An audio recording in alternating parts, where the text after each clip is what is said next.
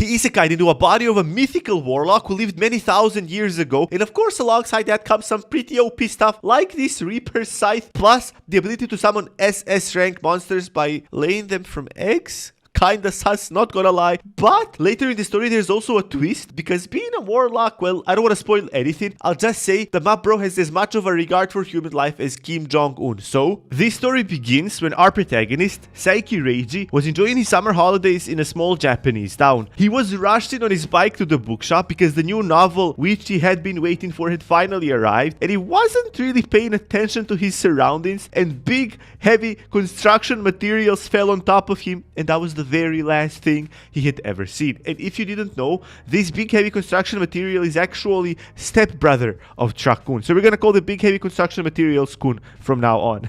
However, that wasn't the last thing he actually ever saw. This is what he thought. But he regained his consciousness, and a voice called out to him and said that he was his chosen candidate. By the name of this voice is Zephyl. Reiji was completely confused as he didn't understand what the hell was going on, but Zephyl explained that he was on the brink of death and that he had been chosen as a successor for a unique type of magic called beast magic, which was just about to go extinct. Reiji understood that he was on his way to the bookshop, and Zephyl explained that his world had sorcery and he was a very powerful mage with a lot of magic power. Zephyl managed to create the beast magic with some of his friends, and it was so powerful that it had the power to obliterate whole nations without a problem. The only thing that made it very unpopular was the fact that it was very difficult to grasp and get hold of. Zephyl and the other creators couldn't let their magic die out, but since there were no mages that could inherit the magic, they started to look at other worlds in search of powerful vessels.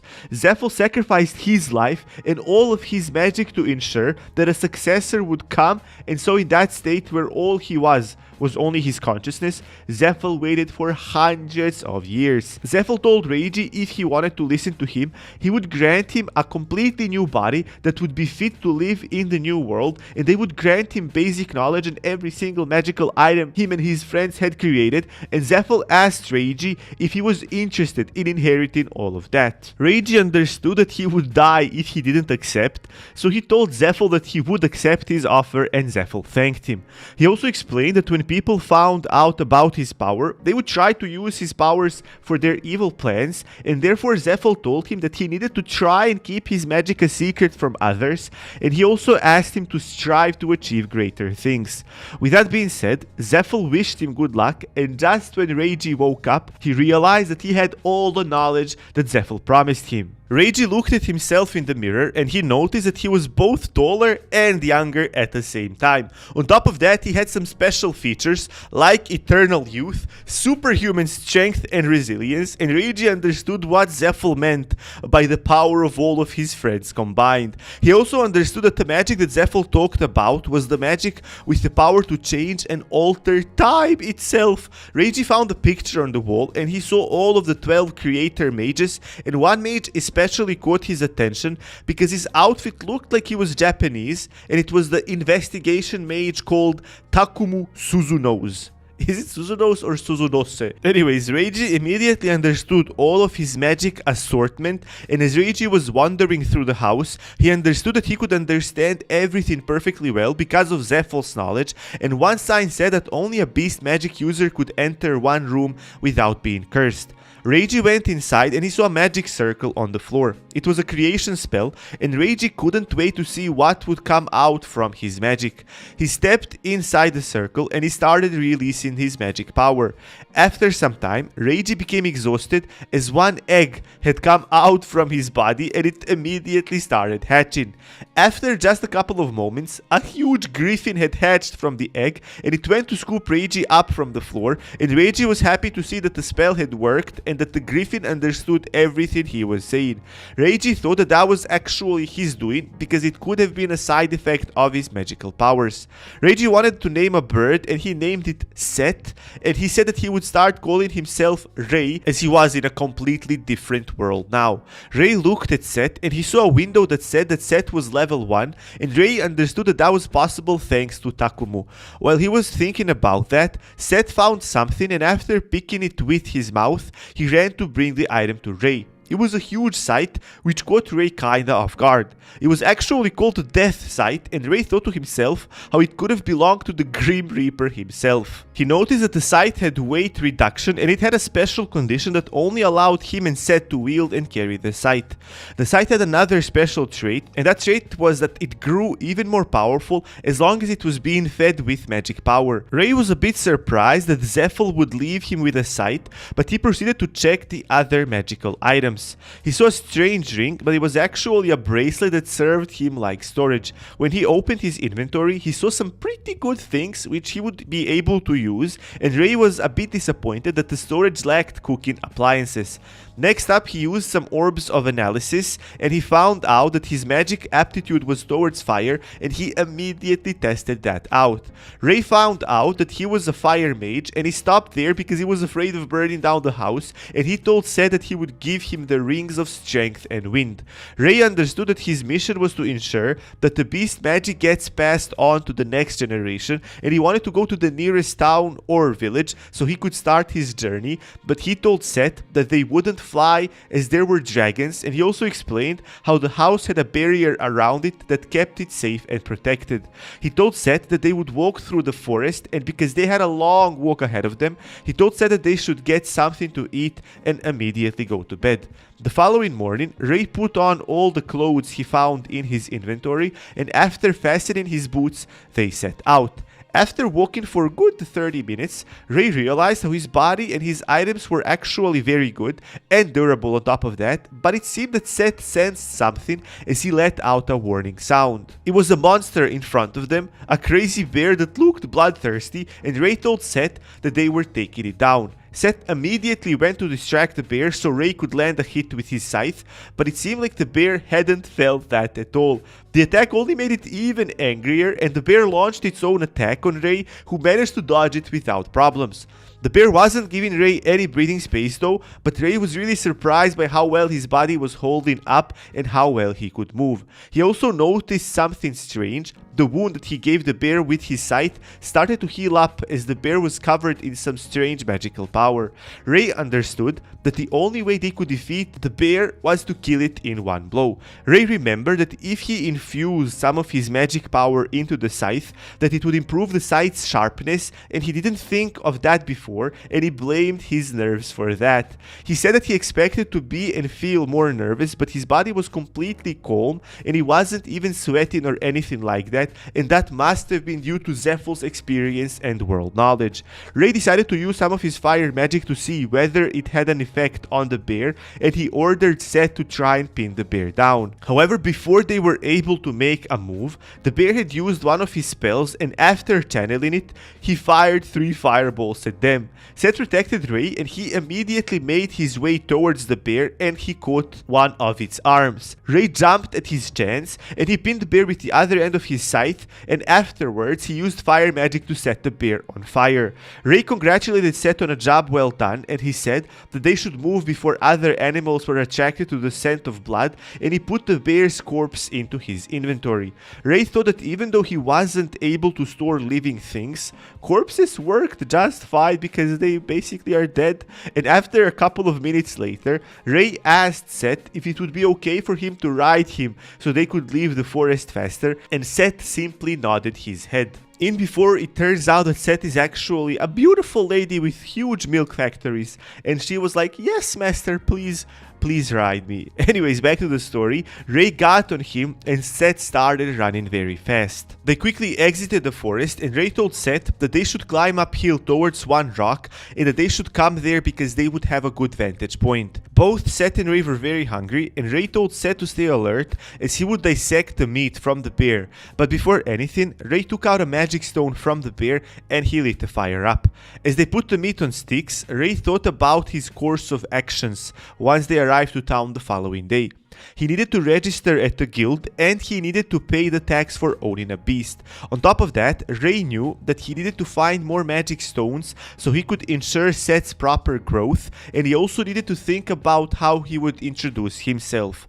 Rei thought about saying how he lived a secluded life with his master, and after looking at Seth, he realized that he was both a mage and a tamer at the same time. Rei thought that he could say that his master had sent him to an unknown location as part of his training, and that's how he stumbled upon the town, and he thought to himself how that story was actually a pretty good one. They finished their meals, and Rei fed Seth the magic stone. That was perfectly normal in that world, as that was the way that the magical beasts got stronger, and that's how they evolve. Rei also understood that the direction of where the evolution was going to go was determined by the magic stones, and he also thought that there was no limit to how strong and powerful a beast could get. On top of that, there was no point in digesting magic stones that were acquired in any other way than actually defeating a certain monster in the battle, and that was because the magic beasts had to synchronize its magic with the enemy before digesting the magic stone. Seth learned a new spell, and it was the same spell that the bear had used on them, and Rei asked Seth to try it out so he could see how powerful it is. Seth fired off the spell, and when it made impact with the tree, Rei could see that the attack was way inferior to the attack of the bear. Rei told Seth that he shouldn't be bothered by that because he would get stronger if he kept absorbing more and more magic stones, and on top of that, if they were unable to use the attack to their advantage, Seth wasn't affected by water attacks anymore, as he had learned one himself. They went to sleep, and as Rei couldn't fall asleep, he got up and he decided that he should train so he could better understand his own abilities. Seth noticed that, and he was immediately reminded of his previous master Zephyl. The following morning, Rei got on top of Seth and they flew into town. What's up with the plan that they're gonna walk because there are dragons? I guess dragons are sleeping in the morning, or maybe there's just a little bit of lack of consistency in the storytelling. Anyways, they landed just before the entrance because Rei knew that the guards would immediately capture them if they tried flying directly into the town. Once they walked closer to the entrance, the guards told them to stop, and it seemed that they were interested in Seth. The head of the guards told Rei that they had never had a beast that big inside the town, and that everything would be alright if he could tell Seth to wait for him outside while they had a cup of coffee. The man told Rei that his superiors would be very angry with him if he let Rei and Seth pass through the gates without proper investigation. The man introduced himself as Ranga, the commanding officer of the guards of Gilm, and he asked Rei what brought him to their town. Rei said that he only wanted to register himself into the Adventurers Guild, and he proceeded to tell the man the story he came up with last night. Rei was a bit surprised that the sorcery that Zephyl talked about was called magic. The man noticed how Rei wasn't really up to date with everything, and he told him that it was stopped being called sorcery over 100 years ago. The man asked him about Seth, but Rei said that they had always been together ever since he was little, and that's why the beast followed him and obeyed his every order. The man explained that there were tamers in their town as well, but they only managed to tame D-rank monsters, while Seth was an A-rank monster. The man explained that he needed to pay a special toll if he wanted to enter the city, but he realized that Rei didn't have much money on him, if any, because he came from the mountains. In the world of Ergen, the city of Gilm was located in the central country, and it counted roughly around 100k people, which made it the largest town.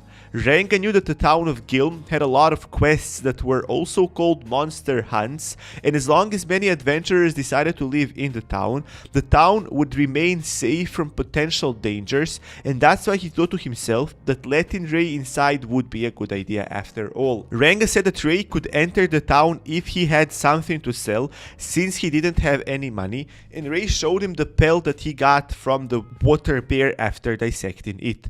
Ranga was completely shocked, and Rei asked him if that would be enough to get him the entrance, and Ranga said that he would take it to the examination immediately. It seems that the pelt was a bit spotty in a couple of places because that was Rei's first time ever dissecting a magic beast, but he did get enough money to enter the town. Ranga gave him a beast collar to put it onto set, and Ranga told Ray about an inn called the Dusk's Floor Cottage that should have a stable that could fit Seth. Ray had one more question as he wanted to know where the guild was located, and Ranga told him that he should see it if he stuck to the main road. When Ray and Seth entered the town, the local residents were completely shocked to see a real-life griffin in person, and Ray told Seth that he shouldn't be bothered by their comments. They finally arrived at the guild, and Ray told Seth to wait for him outside and to make sure that his beast collar could be seen. Ray walked inside and he saw 5 men sitting at a table, and he didn't like them at all, but he was greeted by the receptionist that did have a kind face. As soon as Ray said that he wanted to register, the men from the table started telling Ray how he should get back to his mom as that wasn't a place for children. The men made fun of him, but one of them actually tried to defend Ray by saying how he was just a kid and that they should behave a bit more properly. It was actually the receptionist named Lenora that was sticking up for Ray, but the men made all sorts of rude comments about her as well. She told the men that they were misbehaving quite a lot recently and that they should be afraid because everything might come back right at them. They told her to shut up as she was only a receptionist, and Ray decided to taunt the men even more by giving them a little smile. As the men were spewing all sorts of comments and trying to cause a ruckus, Ray simply turned to the receptionist and asked her if he could register. She told him that he needed to be more careful because those guys were also adventurers, but they were quite meaner than the others. The receptionist introduced herself properly and she gave Ray the registration form so he could fill it up. Ray finished the form and Lenora passed it to her colleague behind the counter. She was going to explain everything to Ray until his guild card was finished, and she explained the ranking structure of the guild. The ranks went from H to S, and they were all evenly divided. G, F, and E ranks were for beginners, D and C were for veterans, and B and A were for top tier adventurers. The H rank was actually for the local residents that wanted to earn some extra money, and the quests for that rank were also done inside the town, and they were easy tasks that anyone could do. The S rank was so special that there were only 3 such adventurers in the entire world, and Lenora asked Ray if he had some questions for her, and Ray wanted to know how he could get promoted, and Lenora explained that he needed to be assessed by a guild examiner. Lenora also explained that each rank had a quest board, and once an adventurer takes a paper from the board and brought it to the receptionist, that would mean that he had accepted the quest. Bro, my nose is so stuffed, I can't breathe at all through my nose, and that's why my voice sounds a little bit different today. But what's more is when I'm talking and reading these scripts, sometimes I didn't even realize, but I guess I would take a quick breath in through my nose, but now that it's stuffed, I have to take a pause to breathe, or else I'm gonna die. I'm gonna die making these videos for you bros. Anyways, Lenora reminded Ray that he needs to pay attention to accepting the quests, as he wouldn't be rewarded if he defeated a certain monster before accepting the quest. She also said that he needed to pay attention to the deadlines because the guild would end up taking 30% of his reward if he failed to finish on time. She explained that once Ray hits the G rank, he could take on quests from an F rank as well, and there was no limit on how many quests of lower ranks he could take. Ray realized that he needed to rank up if he wanted to acquire stronger and more powerful magic stones. Lenora also explained that a party's rank was determined by the average rank of its members, and they could accept quests that were 2 ranks higher than their rank. Ray thought that even though parties had its pros, he already had Seth with him, and he thought that it would be pointless if he joined the party. Lenora also mentioned that the monsters that each rank fought against were almost always of the same rank, because that way the adventurers would avoid unnecessary risks, and she told Ray that he should actually try joining a party just to see how it felt. That was all she had to explain to him, and she said that if anything was unclear, he shouldn't hesitate to ask her. The last thing Lenora mentioned was that the guild never interfered in disputes amongst adventurers, and she told that because the men were still waiting for Ray to finish his registration. Ray asked if his card would soon be ready, and Lenora said that it was almost there. Ray asked her if he could demonstrate that his power were good enough. Would that mean that he would be promoted? And even though Lenora was in shock after that question, she said that that was true. Ray immediately told her that he wanted to rank up, so he asked Lenora to call someone to examine his powers. Ray turned around to meet the men, and they were looking rather agitated since they had to wait for him to finish his registration. They said that they were going to make him pay for messing with the Hawk's Claw clan, and Ray taunted them by saying how he thought that their clan's name was actually Goblin's Drool, which infuriated them even more. One of the men said that he was thinking of letting Ray go, but after hearing that insult, that deal was off. Ray wasn't intimidated by their words, and as the men drew their weapons and started running at Ray, he simply pulled out his scythe, and they finally noticed his bracelet, which served as an item box, and they were shocked that a kid like Ray had an item as powerful as that. Ray told them that they could have it if they defeated him, and the faces of the men changed as they knew how much such an item was worth, and that they would be set for life if they managed to sell it. They rushed in at Ray, but he was completely calm, and after dodging their attack, Ray struck one of the men with his scythe's handle. The men didn't understand what had just happened, but Ray was having a mischievous smile on his face. It seemed like two of the men were frozen with fear, and Ray managed to knock them down without much effort. Only two of them remained, and one guy tried to launch a sneaky attack from the side with his axe, but Ray simply blocked it with his scythe. Ray realized that the axe the man was wielding was actually a magic item, as it didn't even get a scratch from his dead scythe, and Ray decided to break off their clinch to see how the man moved and to analyze his attacking patterns. Ray thought to himself how that one was a bit more refined and he would be a good training partner for him, but Ray really didn't have any troubles in dealing with him whatsoever. The man was panting and grasping for air like I am right now while making these recaps. Look, I'm not gonna edit this out. You see how my nose can breathe so clearly. Anyways, the man was grasping for air while Ray didn't even break a sweat yet. Ray asked him if he could have his turn if that was all, and that angered the man even more, but Ray decided to end the fight right then and there by slashing him with his scythe. The man collapsed on the ground, and Ray was happy to see that Seth had been behaving. On top of that, the guild examiner said that he would make sure that Ray's guild card gets updated with his rank changed. The examiner told Lenora that he never thought that a rookie could defeat a D-rank party on his own and on the very first day at the guild. Ray was crouching next to defeated adventurers, and he was picking up the drops. He still needed to find himself a place to sleep, and he went to the place that Ranga told him about. Ray explained that he needed a room for himself and that he also needed a place in their stable for his griffin. The innkeeper explained that Ray could get a discount if he rented the room for 10 consecutive days, and that sounded like a good deal to Ray. The woman introduced herself as Rana, and Ray told her his name and Seth's name. Ray asked her if he could have some dinner, and Rana explained that he would have 2 meals with the fee for the room, and that all other meals would have to be paid for, but Ray was also fine with that. Rana brought him the meal, and the stew looked and tasted delicious. Ray never experienced such taste before, and Rana said that it was the old fang boar meat that made it so special. Ray thought to himself that he needed to find out more about the world, and he wondered if there was a library in that town. Meanwhile, Ranga went to see Dusker, who was his superior, and it seemed that he had some questions about the report.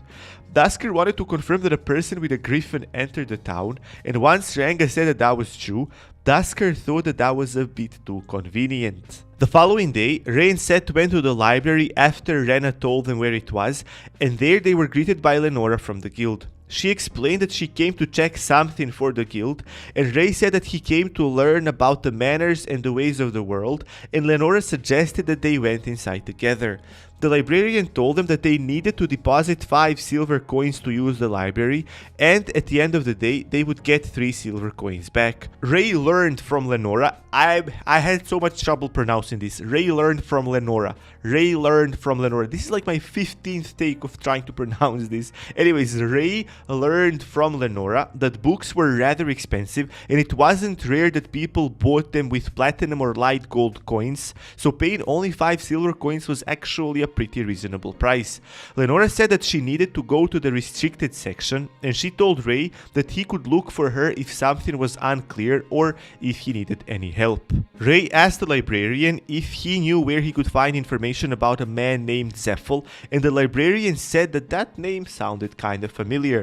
The librarian remembered, and he said that Zephyl was a famous warlock, which surprised Ray, and the librarian showed him where to find books about him, and they were all under the mythology and fairy tales section. The book said that Zephyl was living many thousand years ago, and he led an army of mages. It was said that they were so powerful that they could actually destroy whole nations, so everyone thought that he was dangerous because of that. After some time, Zephyl began being known as the Warlock, and on top of that, he was controlling a giant wolf that was resistant to all kinds of attacks and which was able to use different types of magic. With that, Ray realized that the wolf must have been the beast that Zephyl created with his spells, and he also found out some general facts about the world. Ray also found a beginner's guide to dismantling monsters, which he needed to read, but as he didn't have much time, he thought that he should look for the book elsewhere. The following day, Ray went back to the guild to pick up a quest, and people were whispering about him. No one could believe that he was the kid that defeated Balgus and his clanmates. Ray was a bit disappointed by the quest choices, but he realized that those were quests for beginners and there was nothing he could do about it now. He found one that seemed interesting, goblin hunting. However, the reward was actually too low, but he still decided to take it up. There was another receptionist now, and she immediately recognized him because Lenora told her about him, and she introduced herself as Kenny. When she saw his quest, she warned him that there was a chance that he might encounter rare goblins which were much more dangerous than normal ones. Ray was surprised, and Kenny explained that some monsters could actually mutate and get stronger abilities. Ray immediately got on top of Seth, and he flew outside of town to find the goblins, and after some time he told Seth to land. They landed deep within the forest, and they were immediately attacked by an army of goblins. Ray was glad that he was able to find them that quickly, and he took out his scythe and cut down their tree, which was their hiding spot. Ray realized that some goblins had weapons, and it seemed that they were the smarter ones, and it was safe to assume that some of them were rare goblins that Kenny mentioned, and Ray realized that their comrades would probably stay in the back line where it was the safest. As the tree fell onto the ground, Ray told Seth to take care of the goblins on the left, and he took out the ones on the right. The remaining goblins started running away, and Ray told Seth that they didn't have to chase after them, as they only needed to kill 5 of them to finish the quest. Ray thought to himself how he didn't actually feel anything after he killed the goblins, and he assumed that that was because he was merged with Zephyl's consciousness, and he thought that killing a human wouldn't be that much different than killing a monster. However, while Ray was dissecting the ears from the goblins, he noticed that someone was behind him, and he thought that it must have been a rare type. He quickly got up as he needed to dodge a fireball, and he realized that the situation they were in was pretty bad because they would be trapped if the fire spread out through the forest.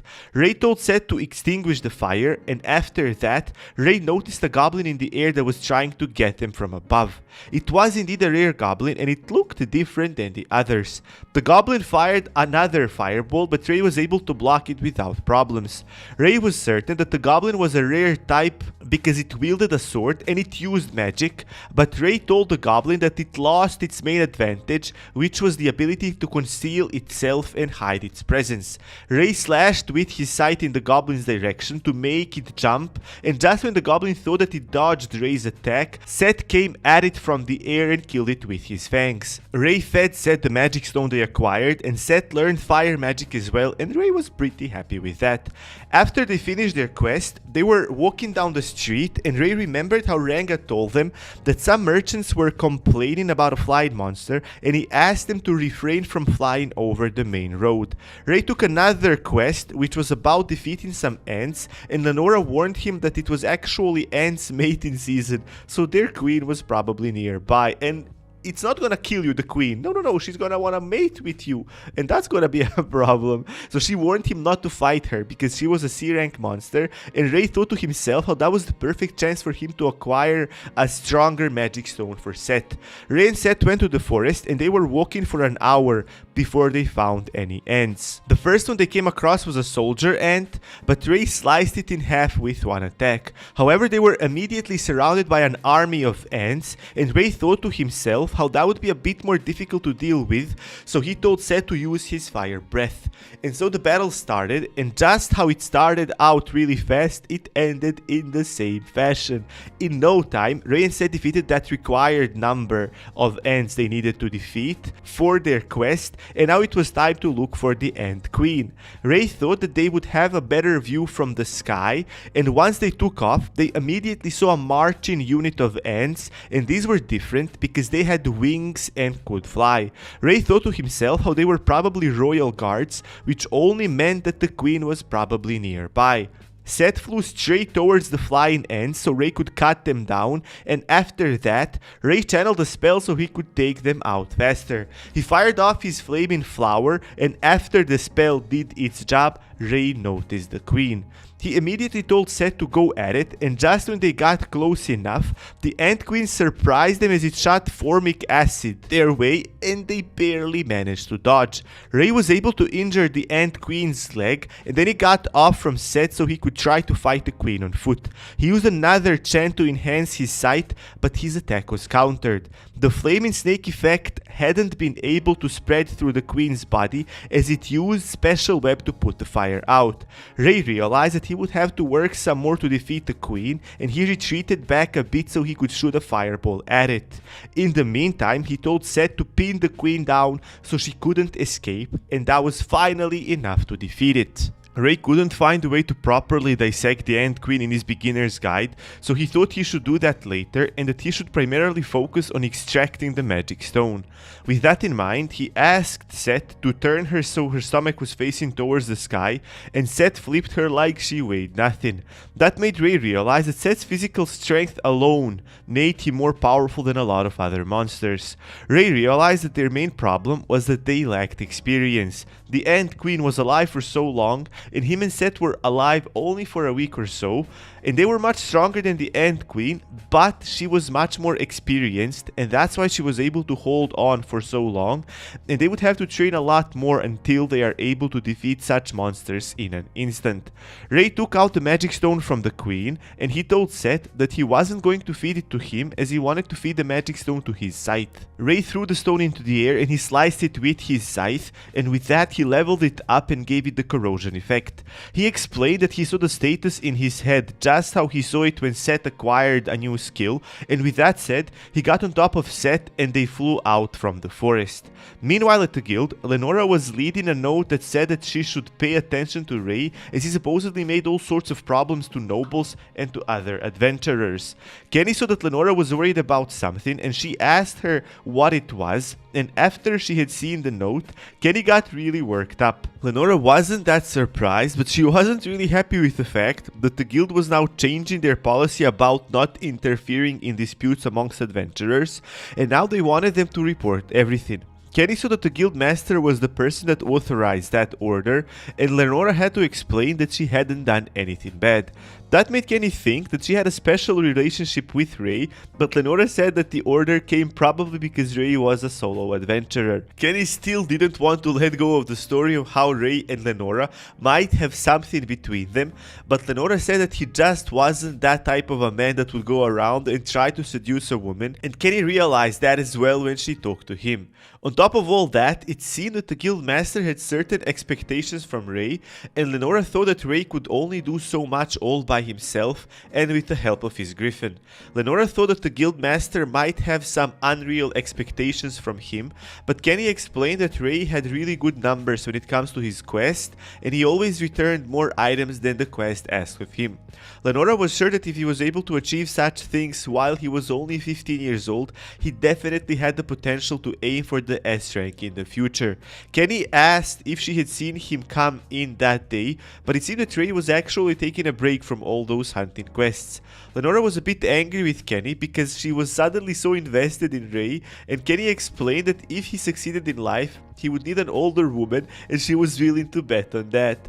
Kenny said that her body had characteristics that men preferred, but Lenora said that after Rei achieved his goal and makes it big, a lot of years would have passed and Kenny wouldn't be a desirable woman anymore. And Kenny got angry, and it seemed that a rivalry was born between the two receptionists just like that. The following day, Ray went to the guild and some of the adventurers weren't happy to see him, and some of them reminded the others that he wasn't someone they wanted to mess with as he took down the whole clan. While Ray was looking at the quest board, a man came inside the guild and said that there was an emergency quest and that he needed a couple of adventurers to come with him. The man explained that there was an orc village nearby and that it needed to be annihilated, and that whoever decided to go would be granted 5 gold coins immediately, and upon the quest completion 2 platinum coins would be given out as well. On top of that, the man said that the orcs' right ears would go up from 3 to 5 silver coins for the duration of the quest. The man said that usually orcs were thought to be D rank monsters, but when they fight in a group they were considered C rank. That being said, the man explained that he would only take adventurers that the guild gave permission to fight C-rank monsters. Ray thought to himself how the orcs must be led by either a rare or an advanced type monster, and while their number was unknown, there was a report that said that there were at least 50 of them. Ray read about orcs in the library, and they had a face of a pig, and even though they preferred fighting with clubs, they could also wield swords or spears. Ray also found out that their fighting abilities and skills weren't refined, and that they mainly focused on brute strength, which was actually more than enough to compensate. On top of that, they increased their chances of winning by living and fighting in packs of at least 10 numbers. And the orcs in this world were only males, and they used the females of other races to mate, and in recent times they grew particularly fond of human women. Oh my god, this sounds so bad. They also had archers and mages, and the most intelligent amongst them were called generals, and they led the packs. Ray thought that was a good chance to make some quick money, and he wasn't going to let it slip. But when he told that to Lenora, she was completely shocked. She warned him that the orcs were D-rank monsters, but Ray thought that there wouldn't be a problem if he could show that he could deal with them, and he explained how he defeated a C-rank water bear. Lenora had nothing to say against that, and she gave him a quest form which he needed to fill out, and she told him to wait on the 2nd floor for the details of the quest. When Ray entered the room, it was already full of adventurers, and they all started making comments about him. While Ray was walking to the back of the room, the adventurers saw a party called the Thunder's Axe walk into the room, and it was a party which consisted of 3 people, 2 men and a woman. The woman saw Ray and she was immediately startled, and she almost fell. One of the party members caught her, and it seemed that he was her son, so he went to grab Ray by the collar of his shirt to ask him what he did to make his mother startle like that. Ray simply told the man to keep his hands off of him, but the man was persistent and wanted to make Ray pay. However, before things got ugly, the woman came and she told her son Rhodes to let Ray go. She said that she was only surprised to see a child, but Rhodes tried to explain that she wouldn't have been startled like that if it wasn't something big, but his mother smacked him on the head with her staff. She apologized in her son's name, and Ray said that everything was okay as no harm was done. However, the woman was aware of the fact that if she hadn't interfered, Ray would have broken her son's wrist, and because she could sense an absurdly great amount of magical energy coming out from Ray, she didn't want to mess with him. Oh my god, I'm going to die while recording this. This is like a new challenge for me while recording these videos with a completely stuffed nose while I'm not able to breathe with my nose at all. I'm saying it's fun, but I actually want to cry. Anyways, she introduced herself as Min, and the other party members were her son Rhodes and her husband called Elk, who was the leader of their party. Elk also apologized for Rhodes' behavior, and Ray seemed okay with everything. Min said that they were adventurers for quite a while, but she had never seen Ray before, and he explained that he only recently arrived into Gilm and that he just joined the guild the other day. Rhodes thought that Ray didn't understand why everyone was gathered there since he was a beginner, but Ray told him that everyone knew that it was an orc hunt and that he was a bit slow in the head, which angered Rhodes even more. That made his mother strike him again with her staff, and in that moment, the man that called them for the quest entered the room and said that he would begin the meeting. His name was Hobbs, and he was in charge of the orc extermination quest.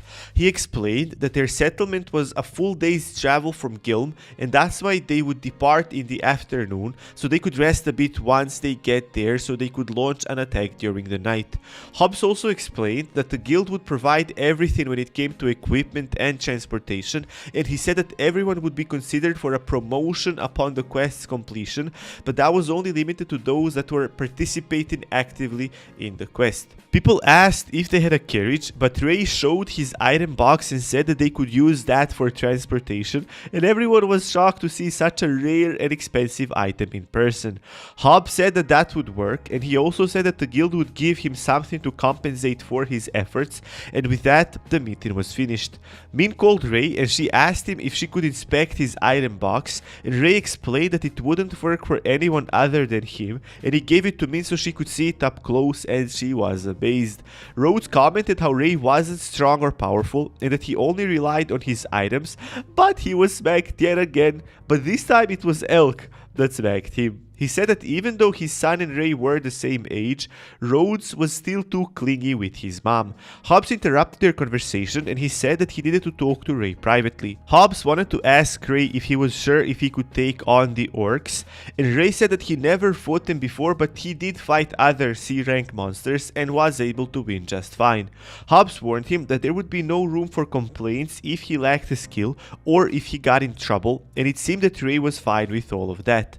Hobbs told him to be in front of the gate on time as his item box would be used for transportation, and Ray mentioned that he also had a griffin with him, and Hobbs said how that would only increase their strength, so it was perfectly okay. Ray climbed down the stairs and Lenora asked him about the meeting and the quest, and Ray said that he would be able to do it without any problems, but Lenora told him to take care of himself. Kenny added how Ray should probably leave the difficult quests to more experienced adventurers, and Kenny explained to Lenora why she changed her attitude.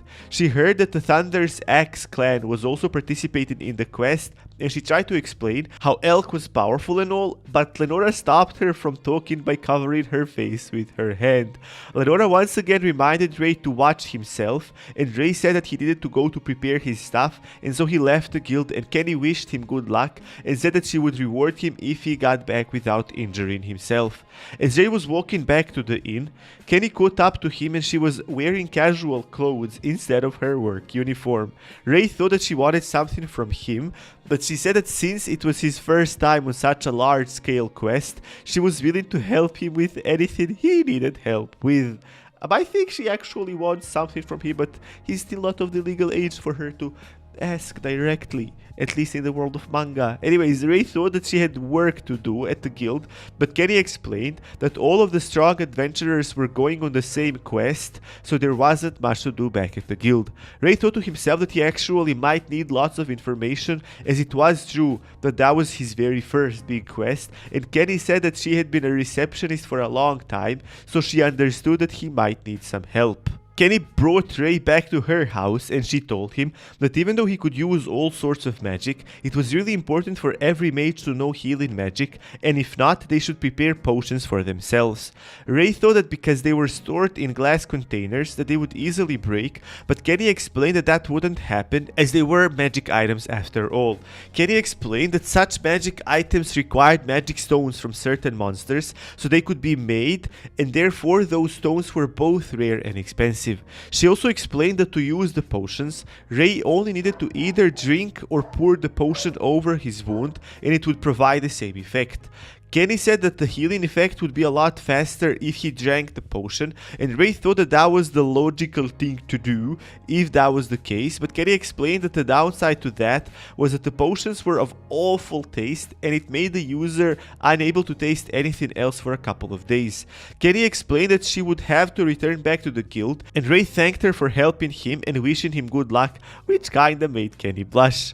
Ray walked to the inn stable so that he could talk to Seth and inform him about the details of the quest, and Ray added that he shouldn't use his spells in battles and he was only allowed to do so if his life was in danger.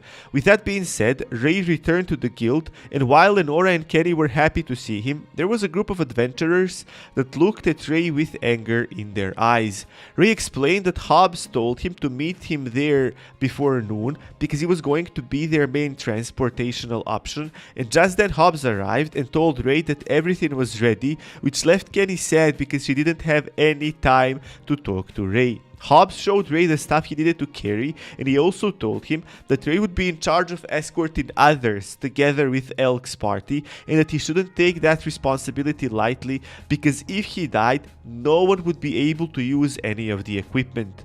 While Ray was thinking about the magic stones he would acquire from that quest, he realized that some people were interested in his Misty Ring, and that made him happy, as he knew that it wasn't going to be boring at all. Ray got to the gates a bit earlier than everyone else, and he was greeted by Ranga. Ranga asked him if he would be okay, as he was only a G-rank adventurer, and Ray explained that they didn't really look at people's ranks because they were more interested in their abilities. Ranga told him that he would probably manage, as he was able to defeat the water bear, and Ray decided to take a nap until the others got there. Ray was woken up by the Thunder's X clan, and Min asked him if the creature he was leaning on was actually a griffin, and Rhodes couldn't believe that Ray tamed such a rare beast. Ray said that Seth usually behaved himself, but he wasn't going to take these insults from others, and Elk laughed as he never saw anyone tame a griffin, and he and Min asked Ray to pet him. Elk and Min were amazed with the softness of his feathers, and they considered themselves lucky to be able to pet a griffin without fearing that it would attack them, but it seemed that Seth didn't quite like Rhodes. Ray mentioned how Hobbs said that they would travel together, and he added how he was looking forward to it, and as Ray and Elk shook hands, Rhodes was losing his mind for having to tag along with a newbie. Elk explained that it was only logical that the only A-rank party escorted the man that was carrying everyone's equipment, and Rhodes was still angry as he thought that Ray was trying to manipulate both Elk and Min. Elk yelled at his son and told him that he wouldn't forgive anyone who refused to listen to his orders, and Rhodes didn't have the courage to talk back to his father anymore. Elk thought to himself how his son became too attached to his mother, and even though he knew he was strong, he wished for Ray's presence to have a certain influence over him. Even though Elk couldn't see a person's magical power, he was certain that Ray was quite strong. Hobbs called everyone to board the carriages so they could depart.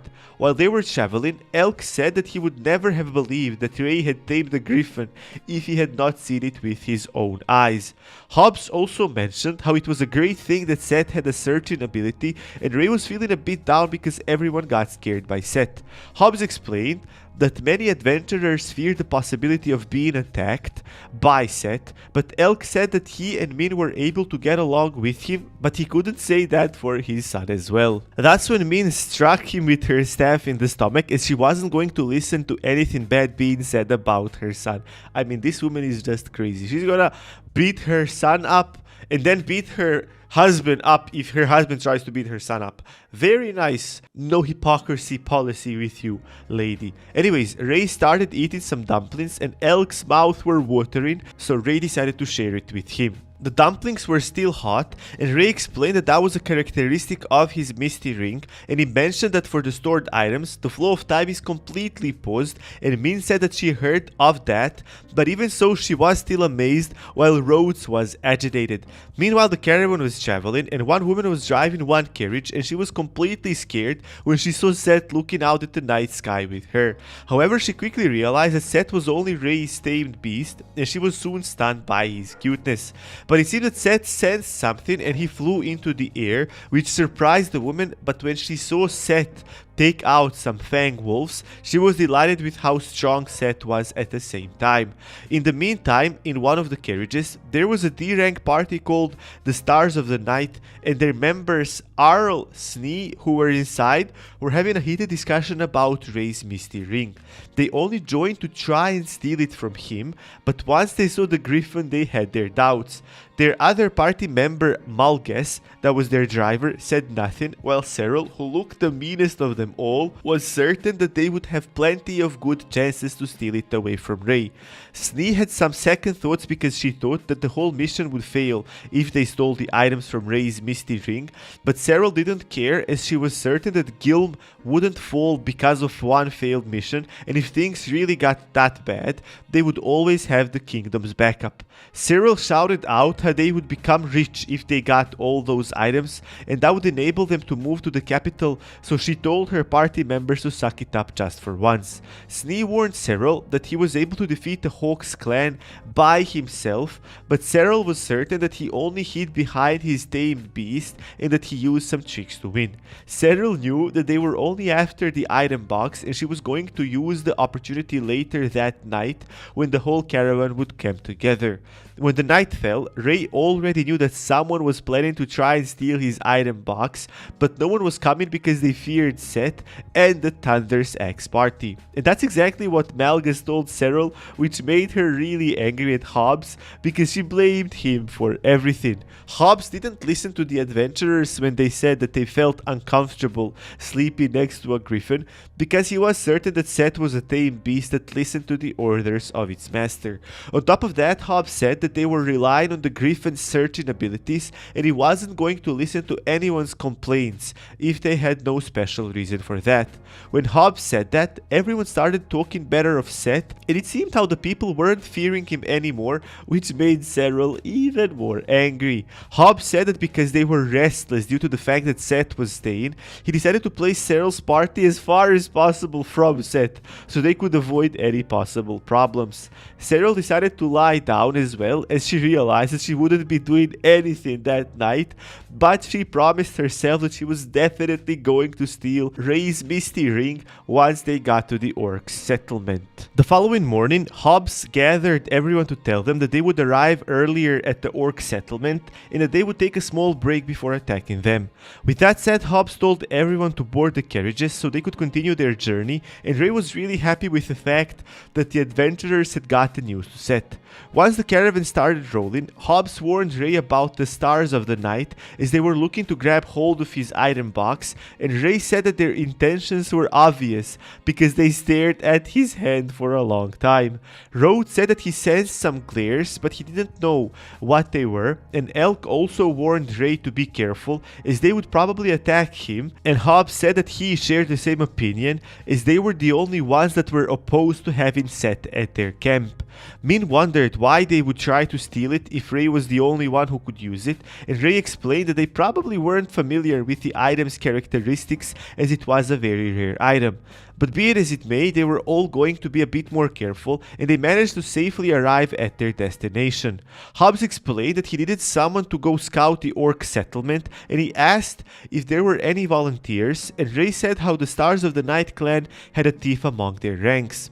Cyril said that Malgus wouldn't be able to do that safely, but she couldn't let Malgus go because he was busy with keeping an eye on Ray, and he would notify them when there was a chance to steal Ray's item. Ray asked if the scouting would be considered as a contribution to the quest, and if that was the case, he was willing to go, and Hobbs was surprised because he didn't know that Ray had any thief skills. Ray explained that he had no such skills, but he had Scythe with him, and Elk understood that he could do the scouting from the air.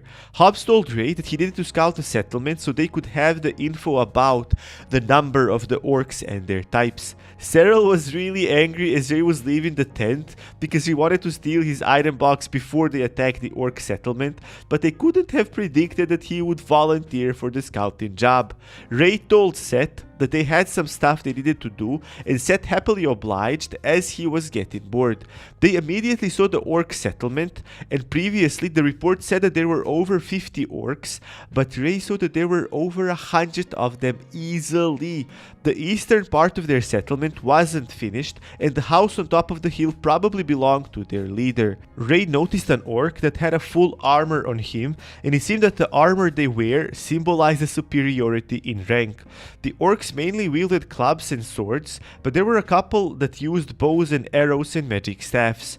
Ray saw an unusual concentration of orcs around one spot, and he saw that they were taking human female prisoners, which made Ray want to jump down immediately. However, he was aware of the fact that he wouldn't be able to defeat that many enemies on his own and rescue the prisoners while he was at it.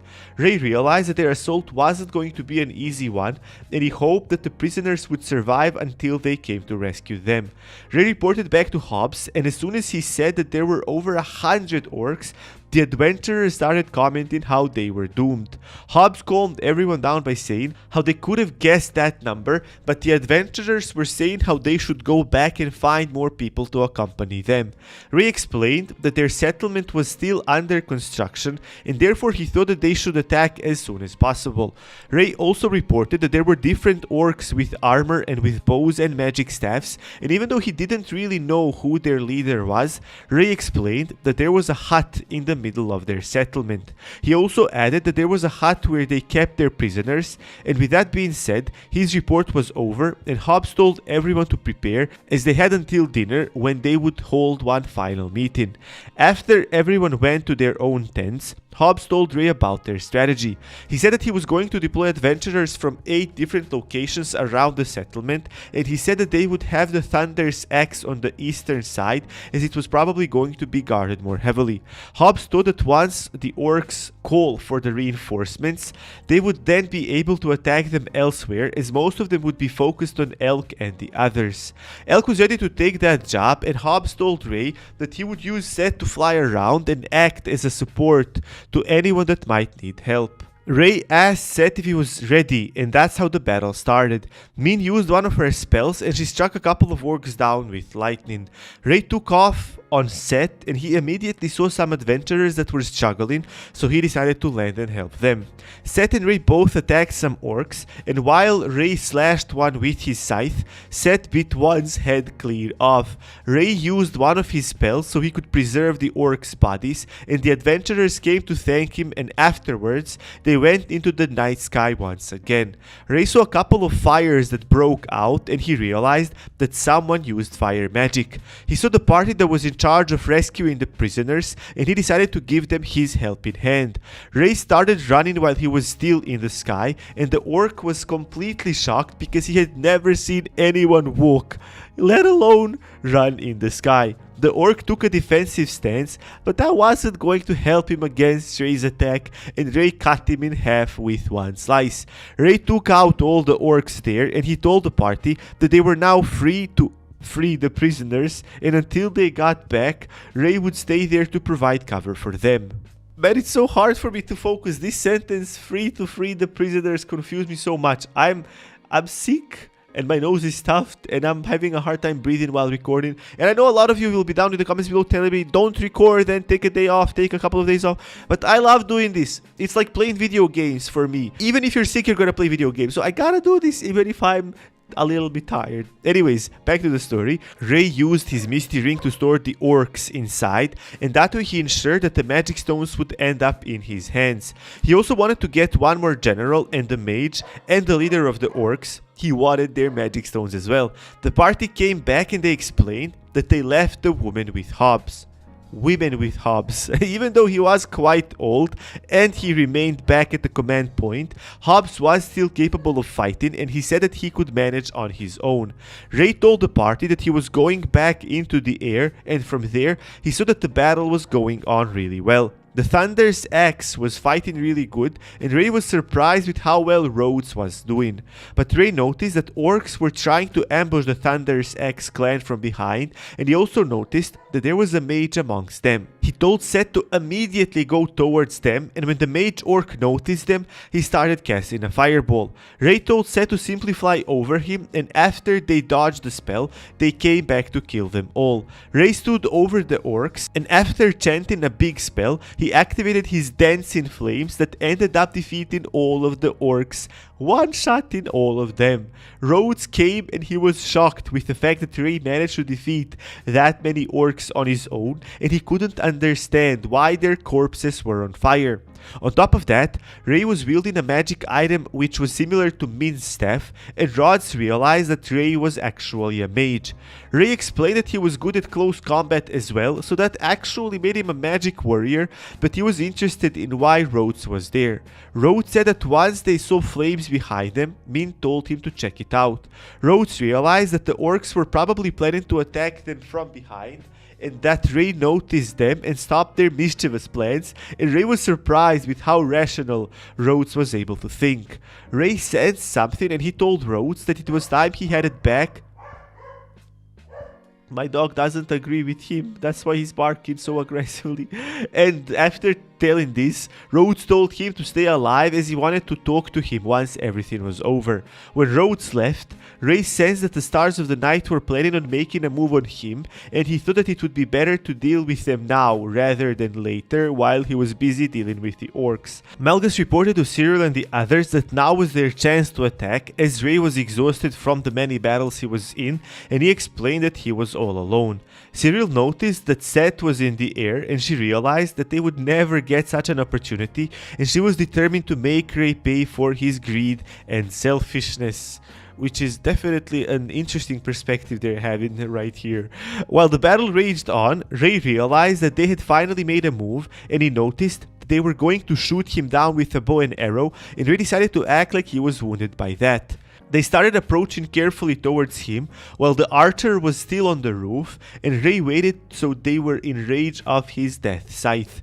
Malgus told everyone to take a closer look, and just as he said that, he collapsed on the ground as his legs were sliced off. Ray got up and he sliced wounded Malgus in half. What the hell is going on? This is actually brutal. This doesn't always happen in mangas. Cyril and Oral were clearly nervous as Ray was walking towards them.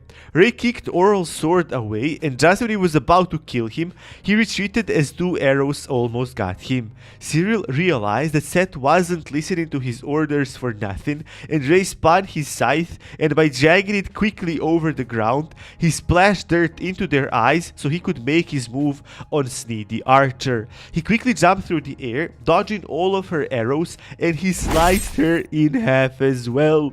Ray didn't understand why Cyril was so upset, because they came there to kill him, so it was only logical that he would defend himself. She was talking about fighting fair and square, but they were the ones that launched a surprise attack on him, and the odds were 4 against 1. Ray decided it was time he ended the fight, as he needed to get back into the air, and he used his dancing flame spell once again. Cyril was able to get out, but Arl was killed, and Cyril was left wondering who Ray actually was. That's all for today's video, bros. Thank you so much for watching. As always, I gotta admit, this was a bit surprising for me that he just killed them and sliced their legs and their bodies in half like that, even though they were living human beings. This almost never actually happens in manga, so I wonder in what direction this is gonna go, because I remember a couple of chapters earlier, Ray commented how he felt nothing after killing monsters, and he said how he would probably feel nothing after killing humans. Is my bro about to become a villain? If you want to find out, and if you want me to recap more chapters of this manga, let me know down in the comments below. Always stay awesome like this, bros, and peace!